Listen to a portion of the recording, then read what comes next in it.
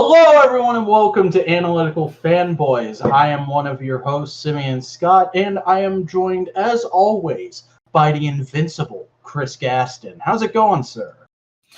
Motherfucker. Jesus, I can't do this gag twice in a row. Just give me like 5 seconds. I am doing 5 seconds. Okay. I can't be funny all of the time. I was just expecting you to go Bowsette's waifu. Yeah, but that's kind of obvious when we're recording. Fair. Okay, let me do this. Boozette is waifu. Alright, I'll accept it. That's pretty good. Boozette is indeed waifu. That dates this video. Anyways, or this podcast. What the fuck even is my life? Well, it's technically gonna also be a video. Yeah, I was right on both accounts. Screw you, commenter. Actually, no, you're nice people. I like you most of the time. If they're around. Yeah. Anyways, we are here to talk about things and or stuff. Chris, have you had any interesting things and or stuff going on in your life lately? Not interesting things and stuff, but some interesting stuff and things. All right. Well, that sounds just dandy. I'm pretty much in the same space. So what do you say we move on to our main topic? Butts. Excellent. So on this episode, we're going to be discussing the first season of the anime adaptation of Bakuman, which is an anime adaptation of a manga about making manga, rather. So this is an anime about making manga.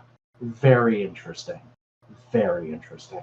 And I don't know what I was going for there, but yeah, this was one of Chris's picks, so I'm going to go ahead and let him sort of intro it and kind of give a brief description, and then I just will give like a brief statement of our thoughts on it, and then we'll just jump straight into spoiler talk. So, Chris, tell us a little bit about Bakuman and why you picked it.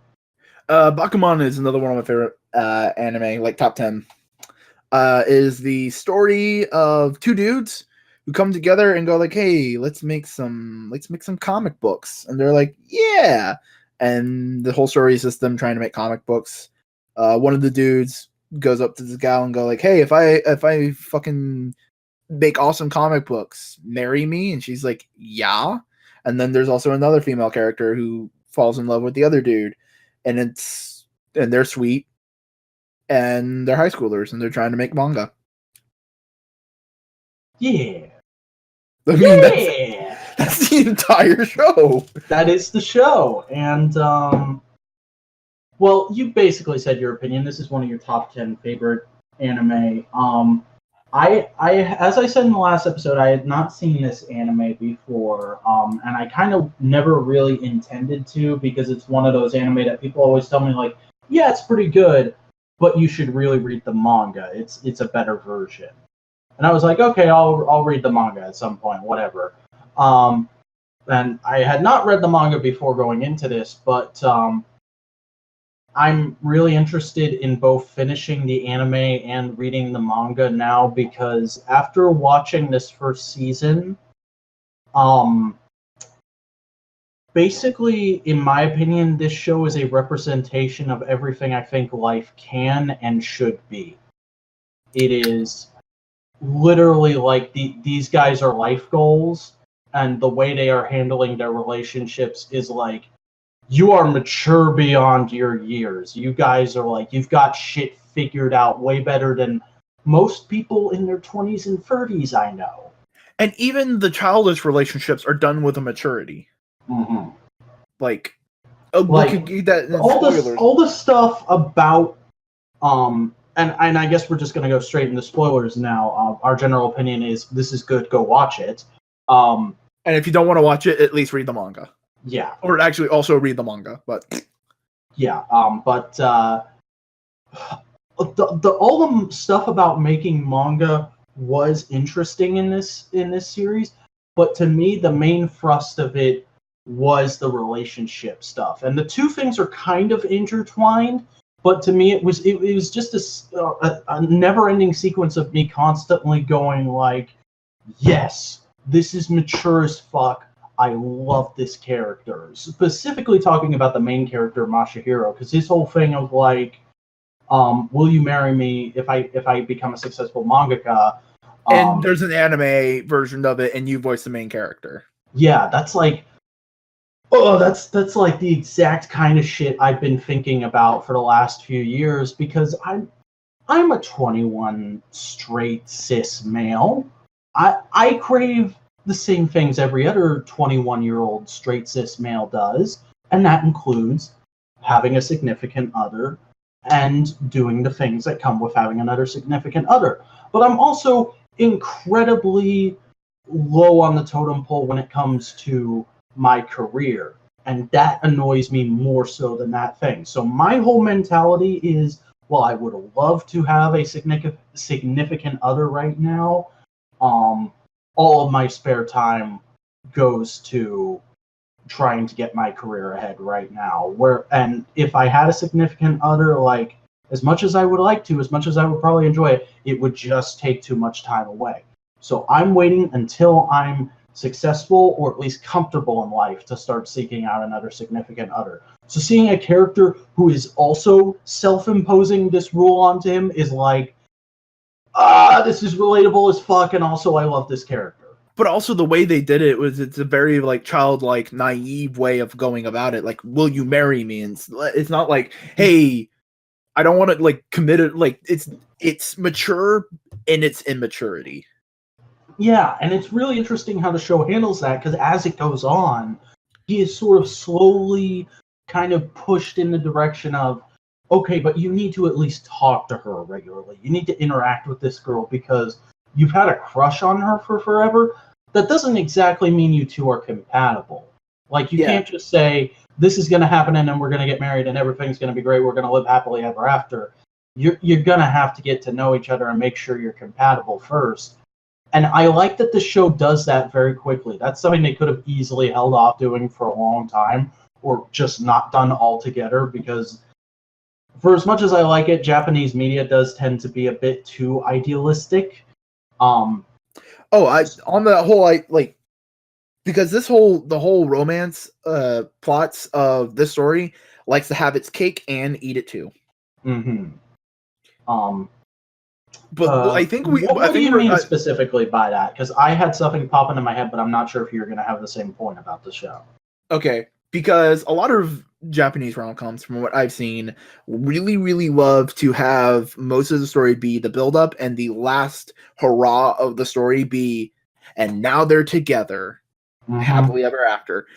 And very rarely, it's getting more and more common now, but for a while, it seemed as if the story they never really liked to touch on stories where the romance of the story is them working through their problems and coming together as people. But this story, because it has two main characters, does both. Yes. And that's really great. I love seeing a Japanese show that actually cares about what goes into having a relationship, because too often, and this isn't just a problem with Japanese show. We do this in Western media somewhat too.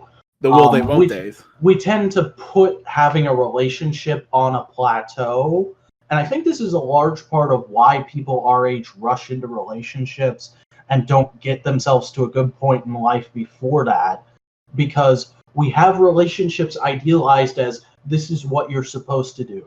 You're supposed to get a significant other and start a family and be in love and be happy and have all this done by this certain time in your life.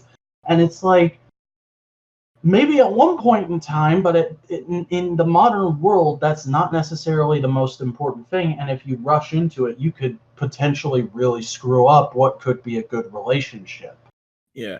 But I think we've gotten a little ahead of ourselves. Let's break down the characters so we can refer back to that. Yeah. Okay. So first things first, our two main protagonists is Masahiro and Takagi, I believe is how you pronounce their names. I remember their nicknames much better, Psycho and Seijin. But they are a duo who want to succeed at manga. Mashiro is actually the nephew of a former manga artist who had died due to overwork.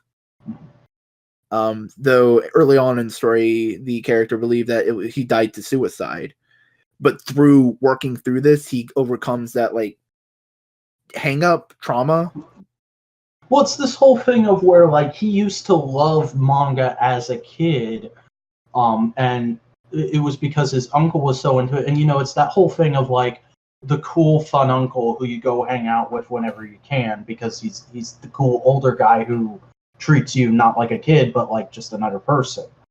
And then he died, and it kind of fucking killed manga for him.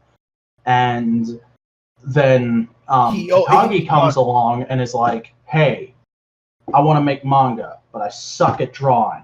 You seem like you're pretty good at drawing. Help me make manga. And he starts I'll help you get a girlfriend. Like, yeah.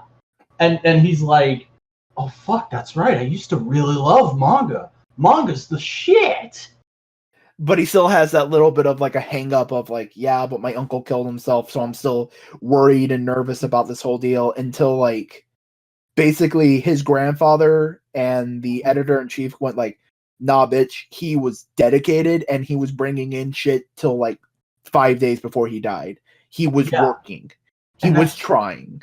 And that's a part I really, really love about this show is how it manages to be that sort of idealistic spirit of youth, and we're going to do it, and we have our dream, and we're going to achieve it, kind of shonen manga idea to it, but it's also very realistic at the same time. It's like, not everybody succeeds. Sometimes you just try, and your life is shit, and it doesn't work out the way you think it's gonna. And like, honestly, 90% of the reason why these two main characters succeed is they got a head start with the studio fully stocked. Mm-hmm. They already, one of them is a nephew, so there is a hint of nepotism of just going like, all right, he's related to talent, so maybe he has some hidden talent himself. And the fact that the other guy has been writing for so long, he knows his way around words. So put that together, they already have a good like couple feet ahead of most other people. Yeah, they're slightly privileged. Yeah, but it's not like thrown in. It's not like they make it very clear. Like, we are extremely lucky. We need to take advantage of this. Yeah, they recognize this is not an opportunity everybody gets. We need to take advantage of the fact that we have a studio and spend every day here summer working on manga together. They put in the effort. And even then, they almost don't succeed a couple times. Like, it takes the whole fucking season just for them to get serialized. Yeah, and I read the rest of the story, and I don't want to spoil everything, but like, whew. But now that we talked about Mashiro, let's talk about Shujin. What's his real name? Takagi. Fucking tragic backstory. Yeah, a little melodramatic for my taste. Like, I got airs of Kamen Rider Baron. Have you seen Kamen Rider Baron Gaiden? Nah. Okay, in that movie, they reveal his whole backstory. The reason he's so edgy and like the strong will survive. The whole reason for his attitude is because his parents worked for Yggdrasil, and they got fired because they fucked up at work and couldn't get another job and killed themselves. And he's like, my parents were weak, so they got fired and killed themselves. I need to be strong. See, here's the thing. I don't think that moment in Takagi's life happened that way. Mm-hmm. He's telling a story. That is possible. Like, let me punch it up just a little. He had that kind of backstory, but then he made the opposite choice. But like, he's great. I love how he's the analytical character who thinks about the story and has to put all these complicated parts together, but he's the puppy dog with all the energy. Yeah. He's great. I love how he's such a positive force on all the other characters as well. Mm-hmm. Let's get into the female protags. We have... Well, there's... See, I hesitate to call Azuki like a protagonist. She's more like someone we check in on from time to time. Yeah, but she's like trying to accomplish her own goals and blah blah blah. And her whole thing is she wants to become a voice actress, and that's where the whole deal of, if our manga gets adapted into an anime, will you play the female protagonist and then marry me, comes from. Yeah. But she's great. I love how she's very much of like, no, we're doing our own thing and we need to succeed. Mm-hmm. And it gives her something more than just being the archetypical sweet but shy girl. Like, she could have very easily just been a Hinata. Not to dump on Hinata. I'm a Naruto fan too, guys, but like, there's a bit more dimension to these characters than those. Yeah, and I love how that shyness also just is kind of like. Are you all right? What the fuck just happened? I had 2 soda cans stacked on top of each other, and I moved my mic, and they fell on it. It sounded literally like a pot hit you over the head. No, I'm good. Jesus Christ. But I love. I just really enjoy her character. She's very down to earth. Very, like, she knows that it takes work, and she just goes like, "Yeah, no, we're just gonna support each other." Because she's primarily the one who's going like, no, we can't be in a relationship right now. We need to be working for the most part. I don't remember if she said it in this season or if it's another season, but like, no, there's a moment where he's like, because Takagi and Miyoshi were like, do you guys really have to? Do you have to, like, putting doubts in his mind? And he's like, do we have to stay apart? And she like cries in the middle of class, and then texts him later today, and she's like, there's no way we can fucking do that. Yeah, no, like, they touch on this again. Minor spoiler for a little bit later. They're basically, I remember later on, she says that basically the reason why she really wants to do that is because she knows if they just start dating, they'll fall so hard in love with each other that they don't want to do anything else, that they wouldn't want to work for their dreams. Which is exactly the thing I have, where like, there's no one I'm like aiming for, or like I have this idea of, I'll fall so in love with them I won't be able to do my job anymore. But it's just like, if you have a significant other who you really like and you really want to be with, it eats up too much of your time to really do the kind of work that someone in the kind of career I'm in, at the level I'm at, has to put in. Yeah. But that was her major line of thought of why she didn't want it, because she knows if she does it, she wouldn't want to actually work for her dream. She'd just go like, no, I'm just your housewife now. That's what I'm gonna do. Because she'd be happy there, and she doesn't want to just be settling for happiness. She wants to achieve happiness. Yeah, which is fucking great moral for kids. And the other female character, Miyoshi, she is one of my favorite characters just because it's an interesting take on a character like her. She's great. She could have very easily been a tsundere, but they kind of just make her like affectionate, strong girl who kind of like awkwardly, I would say, falls in love with Takagi, and he falls in love with her, and they're just like, yeah, we're a thing now. This wasn't really meant to happen, but we're a thing now. But and it's like perfect. Like, it makes total sense.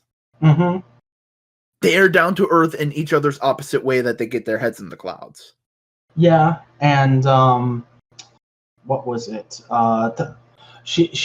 She makes like a really good assistant for them. Like, she tends to keep them from overworking themselves too much. She's constantly in there giving them supplies they need and helping them out in little ways, and that's really cute. And also, like, I don't know if you noticed, but like almost all the fan service comes from her, and it's completely diegetic, which I always really appreciate when watching anime, because I've explained the concept of diegetic fan service to you, right?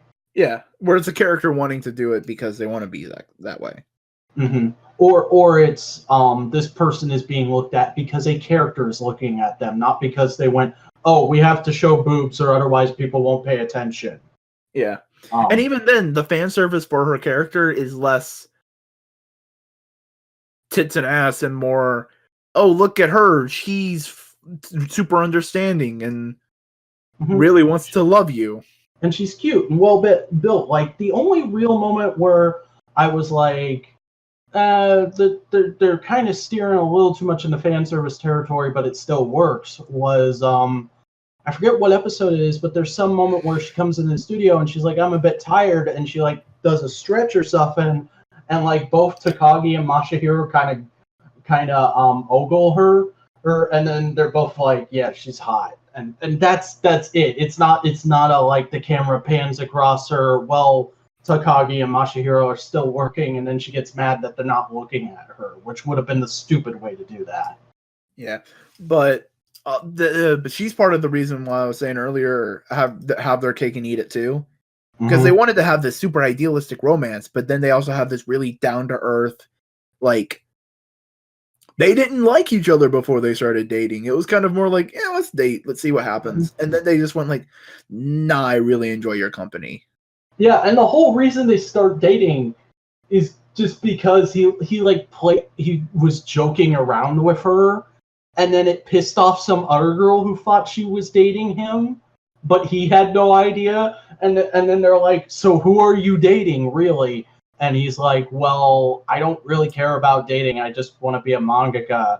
And Miyoshi was like, oh yeah, no, that's fine. I'll support you. And the other girl's like, bitch, academics. And he's like, I don't really care about academics. I guess you go. Yeah, but like, it works. And it's definitely that kind of moment feels like something that a very loving grandparents would tell their grandchildren, like, that's how we met. Yeah. Like, that dumb, like, it's such a dumb, silly way of starting to date, but it totally makes sense for them. I also like how Miyoshi gives them their author name. Yeah, that's really cute. It's like great, like, playing around with kanji kind of stuff that Japan loves to do. Yeah, like it reminds me of how, like, so you know, in the Naruto sequel series, Sasuke and Sakura have a daughter, right? Yeah, salad. Yeah, Sarada, salad in English. That name is literally a combination of, like, the kanji for their names and their parents' names. Well, like, that happens in real life too, not even just in Japan. All you have to do is look at Will Smith's family. Yeah. Will Smith and Jada Pinkett Smith had 2 kids named Jaden Smith and Willow Smith. Like, it's kind of adorable, but also, like, a bit narcissistic. Yeah, but at least they seem like a great bunch of people. Jaden seems really cool. I'd like to hang out with him one day. Will Smith has been just doing bomb-ass shit on YouTube. Like, yeah. Who'd have thought that, like, such an old media kind of guy would have become, like, one of the best YouTubers right now? Because he actually understands what YouTube is all about. And likes to do that kind of stuff. Like, honestly, I think the YouTube is less of an extension of his movie career and more an extension of his rap career. Well, all the videos he's done, it feels like this is shit he probably would have done anyway, but now he just has a camera crew hanging out with him. Yeah. Like, and he's even starting his rap career again, and it's like, fuck yeah. Yeah. Will Smith's a good boy. But let's talk about one of the best boys. Their editor. Yeah, Hattori-san. He's great. It's fucking amazing. Like, it's such a great back and forth between him and them, because they're just constantly going, well, it's mainly Masahiro, but they're going, we want to get serialized, and he's like, okay, calm down. Here's how we make that happen, and it may not happen as soon as you like it. I love how he also is very like, I understand these are your dreams and all these kind of things, and you are good. You can accomplish them, but we need to work on it. And they're like immediately like, yes, let's work. I agree. Let's do it. It's good boys doing good things, being smart about how to go about life, and that's why I liked this show and connected with it so much. Like, Also this love whole how he show is just life goals for me, man. Like, I also love how he tries to temper their expectations of like, all right, I'm not sure if this is gonna win, but I'm gonna put it in, and it's probably gonna make a good impression. It's like, all right, cool, we understand. And then he goes like, all right, they really enjoyed it. You got like this place, and it's like, fuck yeah. mm-hmm. And that's not the way you'd expect an anime to go. You'd expect it to be like they win, they win, they win. Occasionally they lose. They win, they win, they win, and they have this great illustrious career because they're the main characters. But it's like, no, this is probably like a very realistic depiction of what it's like to get into the manga industry if you're good. Here's the best way I can think about it. It's not a full win. It's incremental wins. Mm-hmm. Like, they get a half of a win. Like, you're getting all these little win points, and you're just saving them up till you can cash them in and get serialized. Yeah. And, like, spoilers, just, like, minor spoilers, that kind of theming continues even after they're serialized. The minor wins, like, it's that kind of feeling of, like, you're almost there, just keep going, like, one step more, your fingers are right on it. That's the whole plot of the structure of the plot. Mm-hmm. And it's great. And I also, like, another peripheral character I really liked, or set of characters rather, was I really enjoyed Masahiro's family whenever they showed up. Yeah. Because it felt like the authors were compromising between, we want a stereotypical depiction of a family, but we also want a realistic depiction of a family. We also want to portray our families. And it was just kind of like mix them all together, and this is what we get. And you have, the stereotypical Japanese mom who's very concerned over, you got to get good grades, you got to work hard. Do you really want to be doing this so soon? And you have the grandfather who's just kind of like the classic respectable, doesn't really do much, is kind of towards the end of his life, so he's living with his son and daughter-in-law, but he's also like a great source of help because he still has the keys to the uncle's studio and all that. And he understands that this is just what he has to do. Mm-hmm. And then there's the dad who is basically just that. This is what he has to do, so we're going to let him do it. And I love how he has issues of shonen. In the anime, it's Jack, but in the manga, it was Jump. Which I thought was just hilarious, by the way. Like, that's probably like one of my few nitpicks with this show, is that they made that change. It's only due to trademarks. Yeah, it's probably a copyright thing, but I just found it hilarious because they were constantly like, here's a image of Naruto and One Piece guy and blah blah blah blah, and we're writing for Shonen Jack, and I'm like, that literally sounds like the name of an anime YouTuber. Like, that's Weeaboo Dave's cousin right there. I'm Shonen Jack, and today we're going to talk about Naruto versus Sakura. It's a great fight. All the ancillary characters are fucking dope. Edgy is great. Yeah. He's basically playing like the genius manga writer who doesn't have to try. He just is good. But I love that character because he comes in, right, and they're constantly like giving you little hints, little tantalizing bits, and it's like, oh, I get it. This guy is going to be the big rival villain guy. Okay. And then he shows up, and he's just this really sweet, nice, slightly autistic kid. And I'm like, he just wants to be friends. Yeah, and then there's that one episode where Masahiro and the other two guys are helping him make his manga better, and I'm like, yeah. Like, dude, like, it's the best way to. It's artists working together to be better artists.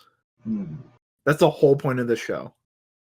And like, even like minor dumb like side things, like the one punk ass bitch. Who that? The one who said like, "Yo, Takagi, you shouldn't be working with this dude. His art is shit. Look at my art," and just shows Moe Blob. He doesn't even like show good Moe Blob too. He's just like, here's a face I drew. Yeah, but like he gets knocked the fuck out, and then he later comes back and goes like, "Yo, I shouldn't have said that kind of shit. It was crappy of me. Like, work hard. And like that's another great thing about this show is no one is like a supreme dickhead through and through.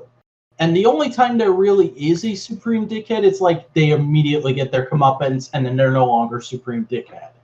Yeah.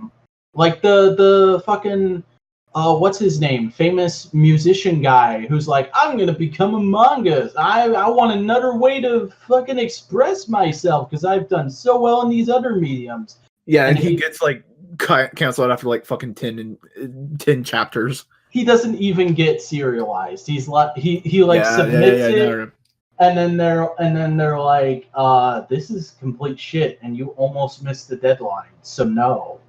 Yeah. No. And it's not even like shonen style art, it's like shoujo. Mm-hmm. And it's like, oh, that's such a great like lesson about don't be too confident, don't be full of yourself, don't be some jackass who's like, oh, I'm great at this thing, so I'm gonna go over to this other thing and I'm obviously gonna be great at it. Like a lot of people have tried. Like even just like in certain Western, YouTubers trying to rap.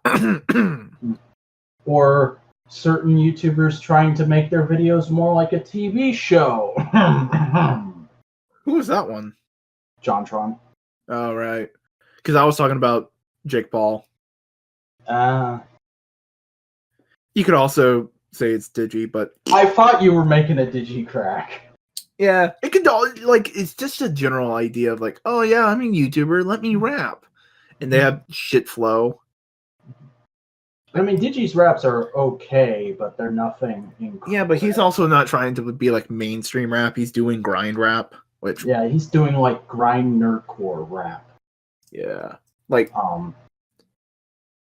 we are bouncing all over the place tonight, but yeah, but this is a very arty. I say arty. It's not like surreal and like art house. It's just more of it's a show about what it's like to be an artist. Yeah, so talking about art, you just start talking about other kind of art. Mm-hmm. Talking about the punk ass bitch real quick. This is a very, very minor spoiler, and it's a throwaway line in a later season. He also continued working on his art. Apparently, he gets pretty big in the doujin scene. Nice, good for him. Yeah, so like everybody tries to improve themselves. Mm-hmm. And it's like,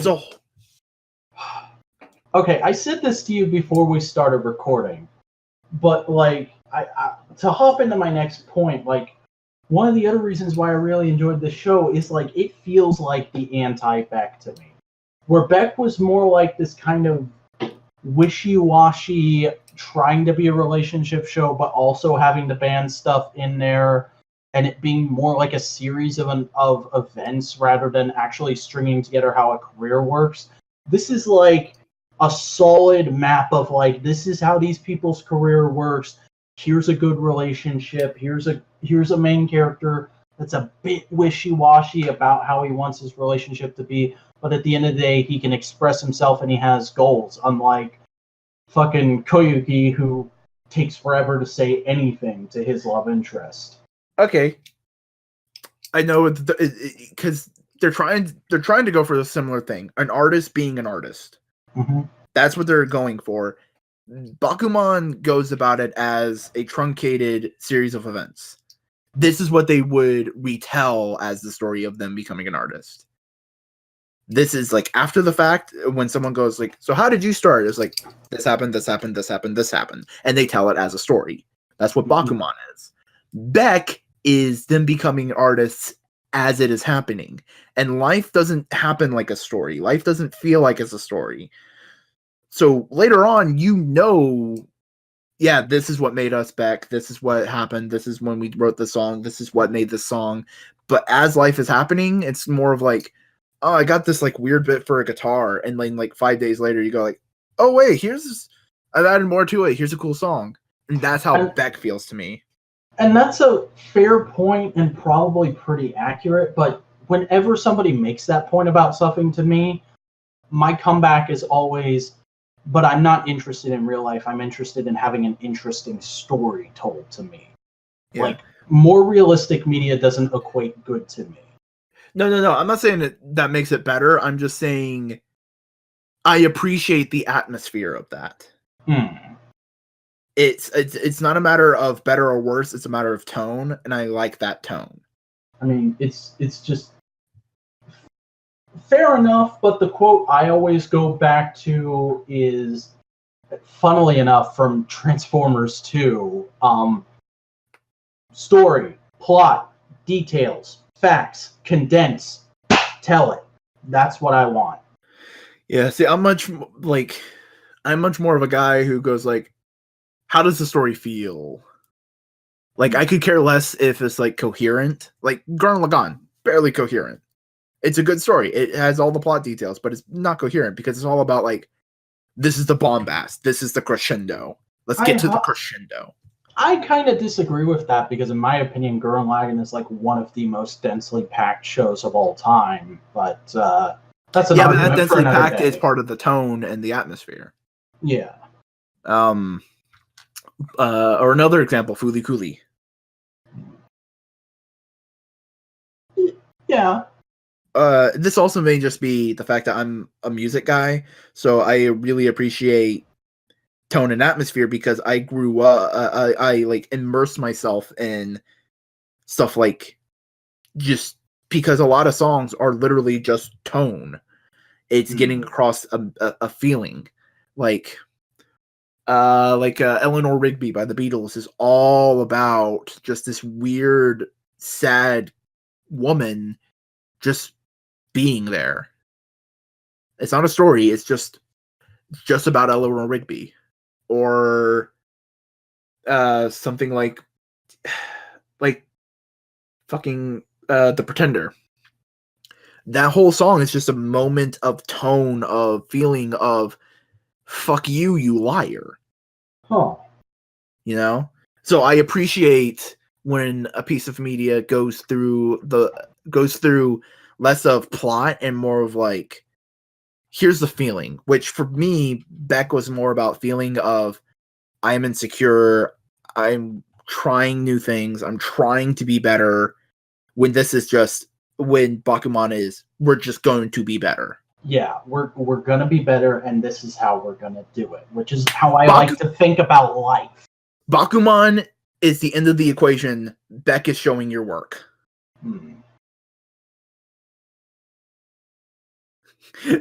Like, that's it. Fair enough. Yeah, that's a good assessment. You just want to know what 2 + 2 is. I want to see all the themes and theorems. Like, prove to me 2 + 2 is 4. My whole thing is, I'm very much I lay out a plan and then I execute it kind of guy. And I don't like knowing stuff too close to when it's going to happen. I like being able to plan ahead. So a show that is, we want to do this thing, here's how we do it, now let's do it. That's very up my alley. Yeah. And just with how I'm doing my videos now, I'm very much right off the cuff. Give the idea of a plan, know kind of where you want to go, but there's always room for like improv. Yeah. And I mean, I'm doing that. I'm working towards doing that kind of thing too, but also I have extensive plans and ideas in my head. Yeah. Yeah, I think we've talked about the majority of the stuff there is to cover with the show. What about the manga ideas that they brought up? Because those are really cool. Yeah, there's a lot of great just like world building to this show where they're constantly like showing little hints of like other manga and anime within this universe, and there's the mangas that the characters come up with. Like, for some reason, I got a huge kick out of St. Vincent's Visual Girls. I thought that was hilarious that they put that in there. Oh yeah, she's in a Yuri show. It's fucking. The anime based off of the Uncle's manga was pretty great too. I want to find that song. Yeah, because it's just like that feels like a goddamn anime from the early 90s. Yeah. Or like the late 90s, early 2000s. And you know who was singing there, right? Nah. That was Akira Kushida, who does like all kinds of tokusatsu music. Perfect. That's the best. Mhm. Like he's the guy who sung the Gavin theme. Yes. Okay. Yes. But like, the time when this was animated, it's great. And it still holds up. All the like, there's still beautiful moments of animation. But like, imagine it being done today with the way animation studios can get certain footage to look older of a certain time, like the new boxing anime that was recently out. I don't know too much about really recent anime, but I was just gonna say, like the animation in the show, I think is pretty decent.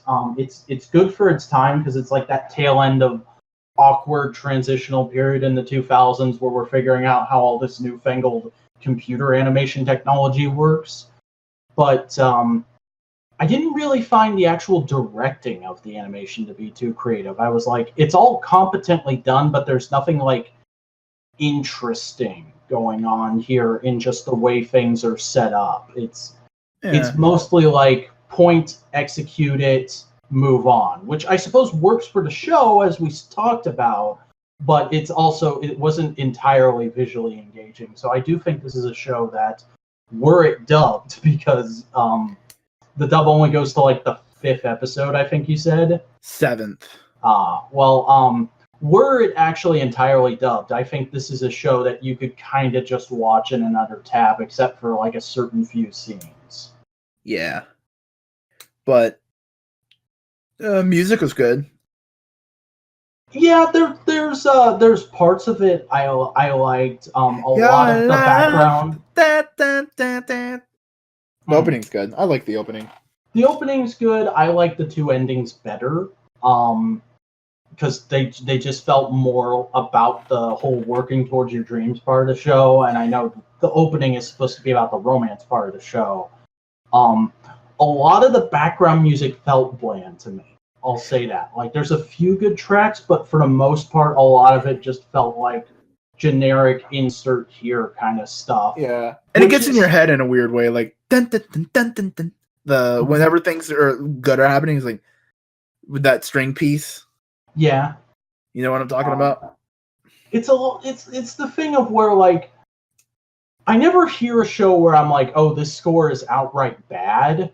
For the most part, it's like there are shows that's like, this is fine, and then there's shows with scores that really stand out to me. Like, great 2 examples. I just finished watching Kamen Rider Kuga. That show has a great score. I loved listening to that soundtrack after I finished the show. I'm watching Kamen Rider O's right now. There's a few good tracks. The inserts are great. The theme song is amazing. But for the most part, the background music is just kind of there. O's gave a promise of a lot of ska, and it did not give enough ska. Yeah. It tried to pick it up, but it dropped it. Exactly. Do you think that it's a ska joke? Yeah, I know. You told me about that. Pick it up. Mm-hmm. I'm a ska boy. I don't want to say I'm a rude boy because I'm not a rude boy. Anything else you want to talk about with this show, though? The other manga writers were really cool, especially the white-haired, long-haired dude who's like a Yankee bra. Yeah, he's like a fun character. He's like that angry older brother kind of dude. Yeah. The stuck-up like shoujo bitch girl was kind of great.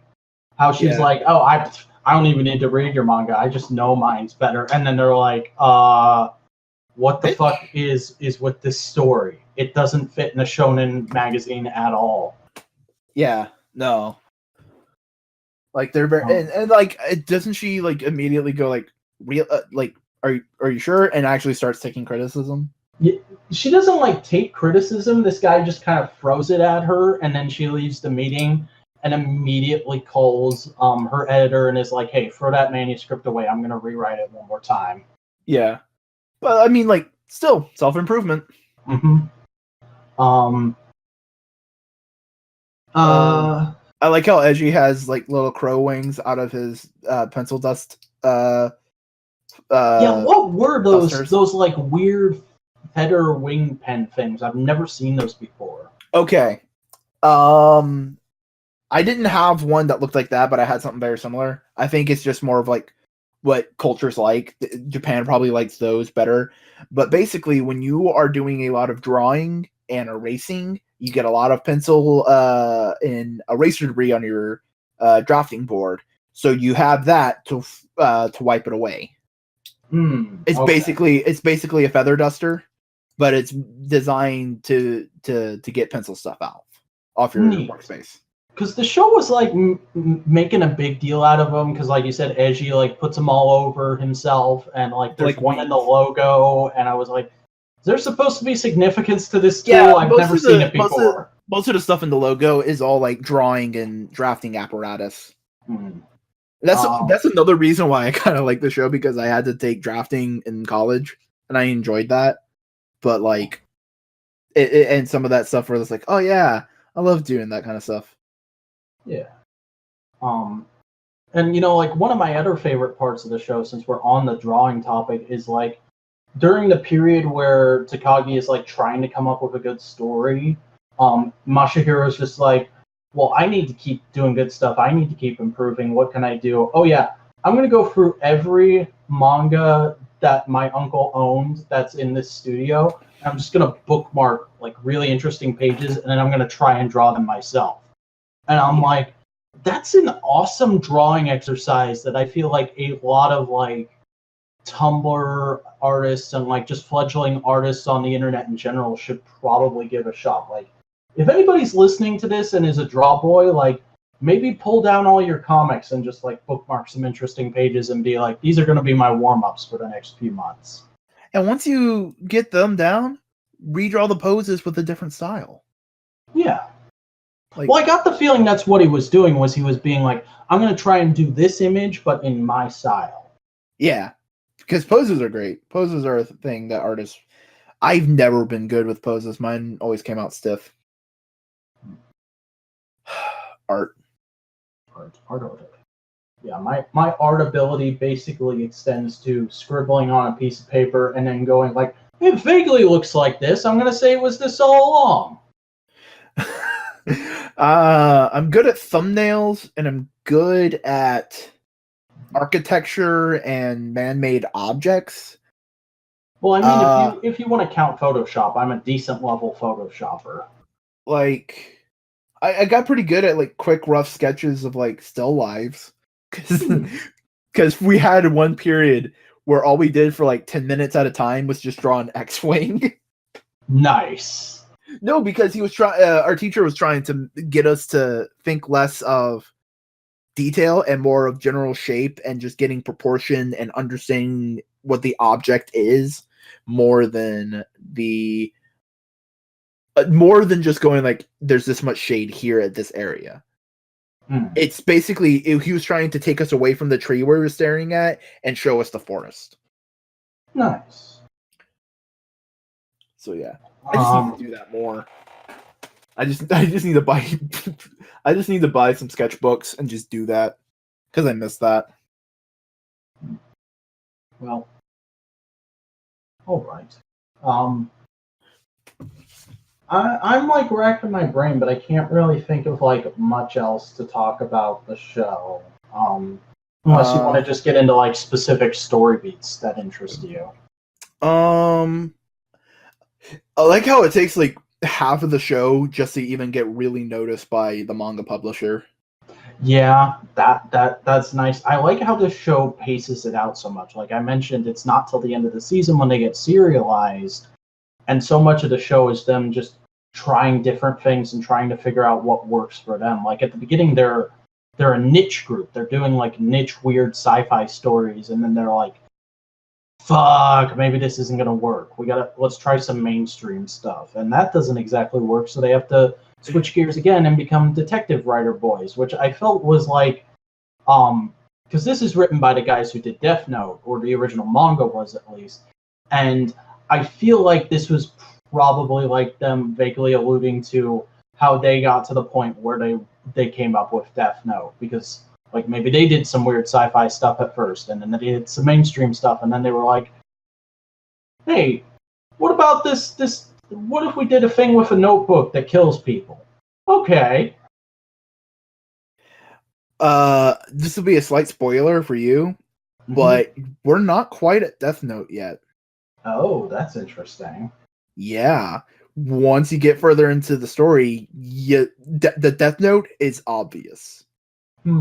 It's not like a subtle Death Note. It's like, no, we're just talking about Death Note, but we can't call it Death Note. All right. Well, that's cool because I reread the first chapter of Death Note because I have the first 2 volumes of it.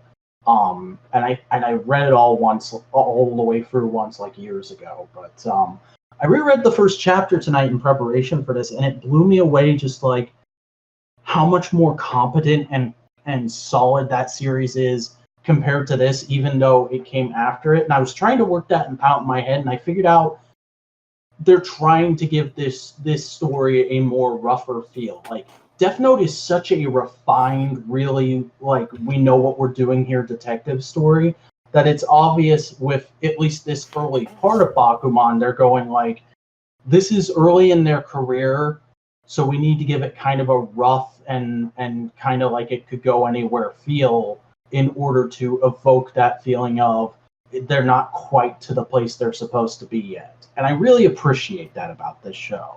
Yeah. One thing I find interesting, just on the manga anime thing, Edgy in the manga is drawn almost more villainously. Probably more to subvert the fact that he's just a friendly dude.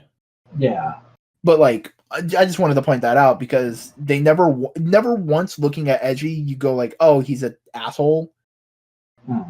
Like, but the first time you see Edgy in the manga, you kind of go like, okay, fucking dickhead. Well, and like one of the first things he says is, if I become the number 1 serial in your magazine, I want to be able to end one series I don't like. And it's like, oh, obviously villain dude. And it's like, no, he's literally just doing it so he has something to motivate him and keep him on track. He may not actually even do that when he gets there. Do you want a spoiler? I mean, go ahead, whatever. He does use it. Okay. Do you want to know who he uses it on? I'm willing to bet it's either Takagi and Masahiro or it's Subway guy who went, oh, manga, I can do that. Who feels like he might be the actual villain, even though they didn't show very much of him in this season. Do you want the spoiler? Or do you want to continue watching and reading to find out? I probably won't continue it for a while, so go ahead. It's his own story. Really? Because he wants to end it. He wants to give it a proper ending. That's kind of fucking brilliant. Yeah. No, the fucking Subway dude has a completely different plot line, and it's fucking hilarious. He fucking hates writing manga. That's great. And he's stuck doing it. They have to bribe him to write the manga. It's fucking great. That's really interesting. Like, his editor tricks him into buying a sports car because, oh yeah, it'll impress your date having a sports car like that. And he goes like, yeah, you would. So he buys a sports car, and the editor goes like, yeah, but now you have to write more manga to pay off the sports car. And the guy's like, motherfucker, you tricked me. That's a great subvert. Like, I feel like that might be a thing going forward, is like just introducing characters who seem like they're going to be villains and then subverting it and making them like really funny, kind of nice boys. Yeah. I'll put season 2 onto the list. Yeah, go ahead and do that, because like I did that with Power Reviews because you responded so well to it. Yeah. That way, if we get to it, we can continue watching it, and that way you have an excuse to continue watching it and remember. Because like I have a giant list of anime I want to watch, and I have this for like every medium. Like, here's my giant list of tokusatsu. Here's my giant list of comics. Here's my giant list of manga. Here's my giant list of anime. Here's my giant list of Western television. And it's like, I recently committed to, I'm gonna, aside from this show, I'm gonna try and stick to those and just get through these mediums one at a time. Like right now, I'm working on Toku because I'm a tokusatsu YouTuber. So it's like, all right, let's try and watch at least a little of every Toku ever made. That's subbed. You should probably also watch some American Toku. Well, not like Power Rangers, but like the completely American made things, like the one Saban thing that was like fantasy based. Mystic Knights of Tir Nanar, and yes, it's on Yeah. there because I count Ameri Toku as just Toku. Yeah. Like I've just like I've got Avatar is Los anime. Luchadores on my list. All right. Just like Avatar: The Last Airbender is anime. Mm-hmm. Also, I watched like the first 5 minutes of Dragon Prince. It looks really good. I have no idea what Dragon Prince is. Okay, Dragon Prince is a brand new Netflix show written by one of the main writers for Avatar: The Last Airbender, who did all the amazing episodes. Does it feel like Avatar: The Last Airbender, or is it like a completely different thing?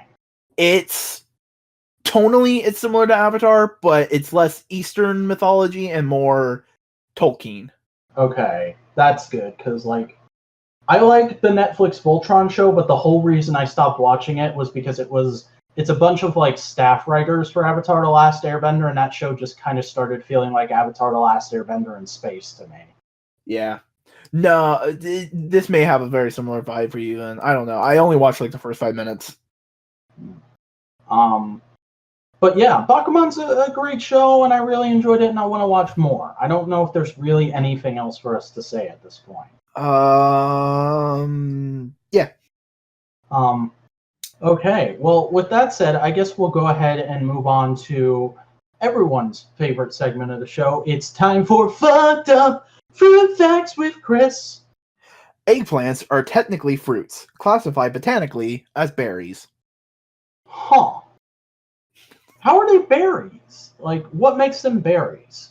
Probably the fact that they bud off of a single individual flower without any other extremities. Interesting. Okay. Like bananas bunch up. I think that may be part of it. That's like some serious botany studies you got to do to figure that shit out. Yeah. Well, as always, no questions for the Q&A, but we've got our good old friend random question generator. So, I mean, you can be a fan. They can be a fan. They've been on every episode. That's true. So Chris, pick a number between 1 and 13. 13. What is your favorite month? Honestly, not for the holidays, but November. Maybe November or January. Because I like winter, but I don't like all the hectic bullshit that comes with Christmas. True, and I also don't like it when it's freezing. Like, I like it a little nippy out. So, it doesn't even get that bad here in Florida, but I like cold. Because I like bundling. Like, that's one of the great things about living here in South Carolina, I've found, compared to Florida, where it's just kind of like summer and then cold summer all year long. Am I wrong? Am I wrong? No. In South Carolina, it's like you get most of the seasons, and then you get like a little taste of winter. Like it'll snow like 3 times, but it always dries up within like 3 or 4 days, or evaporate, or whatever the fucking word is. The snow's Melts, gone in 3 then or 4 evaporates. days. Or sublimate. Yeah. The snow's gone in like 3 or 4 days, and it's never like so cold you don't want to go outside. It's cold that like put on your pants and a jacket and you'll be fine. And that's what I like about being in South Carolina primarily is like how good a spread of seasons we get, and we just hit fall. It was the first day of fall like a couple days ago, and fall's my favorite season. So you know what? I think I'm gonna say November too, because like October is spooky month, and I'm not super into spookiness. I can get down with it, but I can get down with spookiness, but it's not my thing. October is like it's the winter month that it's nice and it's chilly out and it's kind of festive, but it's not beating you over the head with its festiveness. Yeah, but I'm super down with the spoopy. I have a skeleton hanging in my room, 365. fantastic. Yeah, like that's the dude I am. I have a skeleton spook. All I right. need me a goth girlfriend. Okay.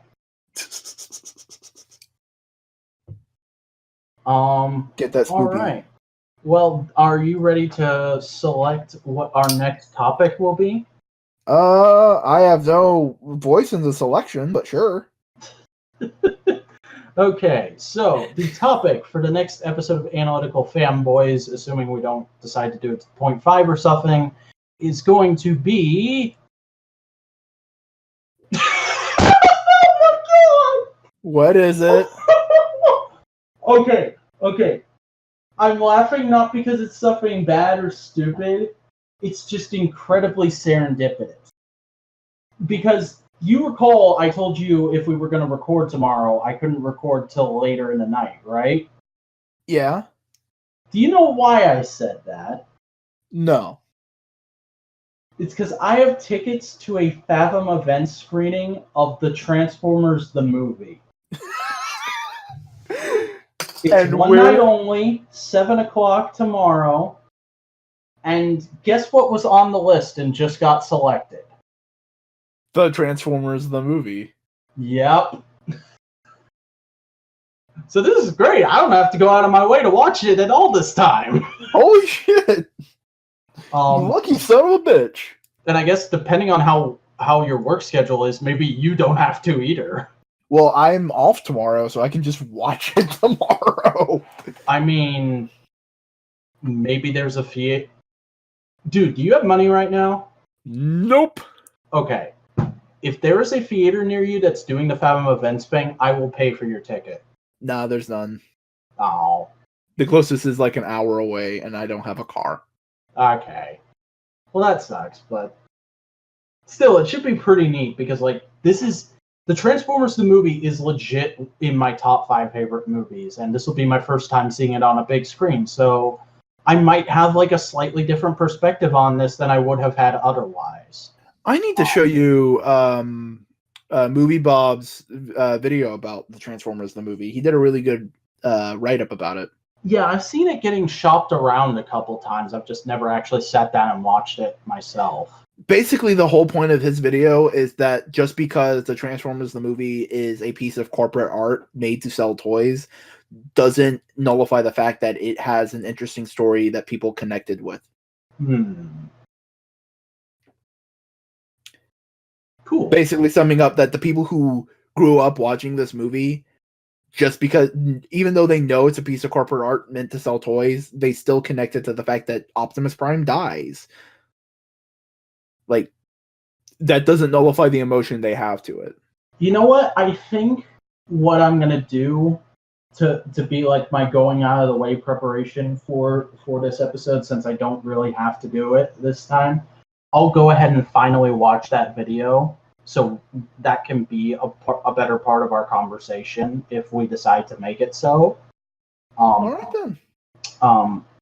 But yeah, I'll watch the movie, and who knows, we may actually record this next episode before I even get this one we're doing right now out. Hot damn! Like that's impressive for us.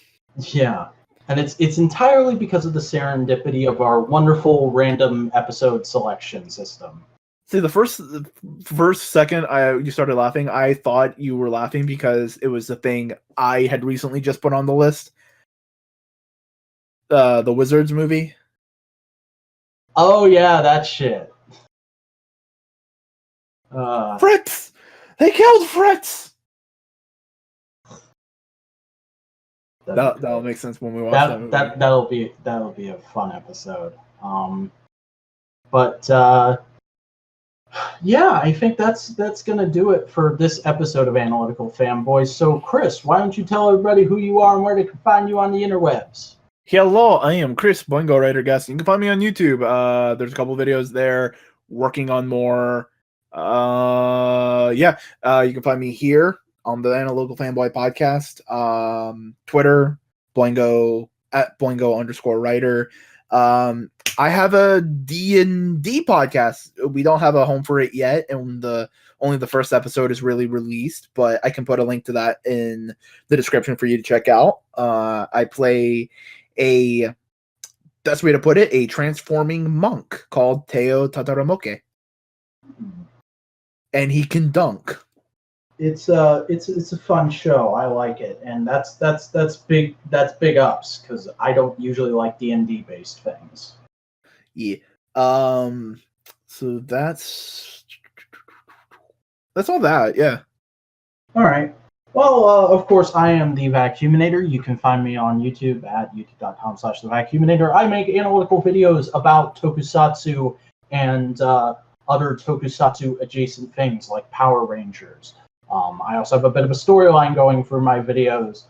Currently, a jackass named Ranger T is harassing me, and we'll find out more about that very soon. I promise you. If you want to see me talk about random bullshit, go follow me on Twitter at the Vacuuminator. And hey, hit up my Instagram. I have an Instagram. I've been meaning to get back on that at some point. So I'll get back on my Instagram when I actually start doing interesting things. Yeah, that's kind of the thing with Instagram. I was doing toy photography there for a while, but then I went through my entire collection, and I haven't had money for toys in a while up until very recently when I had some extra money. So I don't know. Maybe I'll do some more toy photography here in a bit. We'll see how things play out. I got about 30 irons in the fire right now, people. So. Oh yeah, my Discord server link is in the description. Yeah, go there. Go be a fun. Well, but we both. How's it? We were there. We shit post. Yeah. There's a bunch of stuff. I talk about around there's places. There's not a ton of us there, so nobody really talks. Mm-hmm. But if you're there, we'll talk. I'm a regular TikToker, but yeah. That's it for us. If you enjoyed this episode, be sure to go ahead and subscribe and listen to more. If you want to listen to it on the go and you don't have the YouTube Premium thing, we have a link to download episodes as MP3s from Google Drive in the description. What was the better thing? Go ahead and email us a question for the Q&A if you have any. It's analyticalfanboys@gmail.com. Be sure to specify in the subject line that it's a question for the Q&A and it's okay to read on air. And yeah, I think that's pretty much it, correct? Don't forget to give them the meaning of life. Okay, 42. But yeah, I think that's pretty much all we've got to say for this episode. So until next time, this is Simeon Scott. I'm me. And we are saying, Toshin!